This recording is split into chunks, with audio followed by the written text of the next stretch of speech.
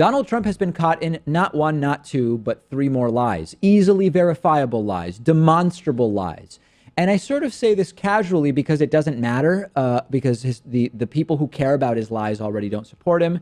And the people who don't care about his lies aren't going to be influenced by yet another lie. So let's go through lies 1, 2, and 3. Number 1, Donald Trump announced his transgender military ban on Twitter last week, and he talked about consulting with his generals. In fact, the first tweet was, "After consultation with my generals and military experts, please be advised the United States government will not accept or allow transgender individuals to serve in any capacity in the U.S. military." We can skip the third part. He talked about his generals. We had many questions. Who did he consult? Did the generals agree? Did they know this was coming? Were they expecting it to be announced on Twitter? Do they have an implementation policy for this? Turns out the answer is they weren't consulted. Asked for the names of who was in consultation with the White House, Navy Captain Jeff Davis said he was not able to provide a single name of who Donald Trump was referring to in those tweets, his generals that he consulted with. Lie number 1. Lie number 2. Remember Trump's disastrous political speech to the Boy Scout Jamboree? It was either last week or the week before last. Here's 30 seconds of it just to remind you about it. You want to achieve your dreams. I said, who the hell wants to speak about politics when I'm in front of the Boy Scouts, right? As the Scout law says, a Scout is trustworthy, loyal. We could use some more loyalty, I will tell you that. Sure. Did President Obama ever come to a jamboree? Do you remember that incredible night with the maps? And the Republicans are red, and the Democrats are blue, and that map was so red, it was unbelievable. After the speech, the Boy Scouts of America put out a statement directed at Trump saying, hey, we're nonpartisan, we don't support candidates, blah, blah, blah, clearly distancing themselves from Trump and also apologizing to anyone that was offended by Trump's speech. Donald Trump told the Wall Street Journal that after that ridiculous speech, the head of the Boy Scouts called him and told him it was the greatest speech that was ever made to them. Time magazine went to the Boy Scouts and said, hey, Trump says you called him. The Boy Scouts are unaware of any call from any national Boy Scout leadership to the White House. Verifiable lies. That is lie number 2. And now, this is a great one. Lie number 3. Donald Trump claimed that the Mexican president recently called to commend him on the great job he is doing with immigration.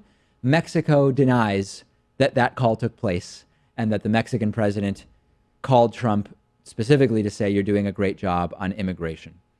Can I propose something? Trump said he consulted with my generals. Is it possible we all assumed when he said my generals, he meant American generals? And maybe he meant generals from a different country. Like maybe when Trump says my generals, he's talking about Russian generals or some other military. I don't know. It was in the morning, so maybe he was having some General Mills cereal at the time. General Mills. He consulted with General Mills. Yeah. This is lying of a path. That's pretty good, Pat. I like that one. This is lying of a pathological nature. And he kicked off his presidency with, I had the largest inauguration attendance ever. So my only question is, why do his staff allow him to keep doing interviews?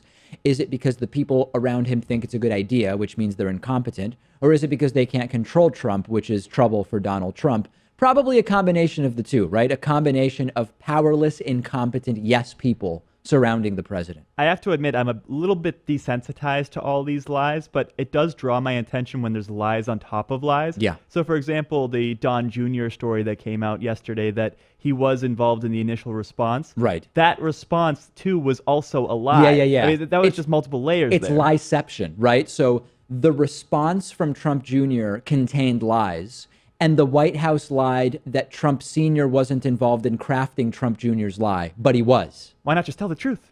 I know. If you're not doing anything wrong, just tell the truth. Today's program is made possible in part by Gamefly, which is sort of like Netflix for video games. They've got over 8,000 new and classic games for Xbox One, Xbox 360, PS4, PS3, Wii, and a bunch of other platforms. And you can also stream games. You don't even need a gaming console or a computer because you can stream games through your Amazon Fire Stick or Roku box and then use your mobile phone as the controller. You can play as many games as you want for one monthly fee. And if you find some games you want to keep, you can buy them for a low used price, never with due dates or late fees. And our audience can get a 30-day free trial at gameflyoffer.com/TDPS. The games are shipped directly to you with return envelopes included, no contracts, and you can also stream the games. I think I mentioned that. You can also rent games through the mobile app. Get a free 30-day trial for David Pakman Show viewers and listeners, and support our show at gameflyoffer.com/TDPS.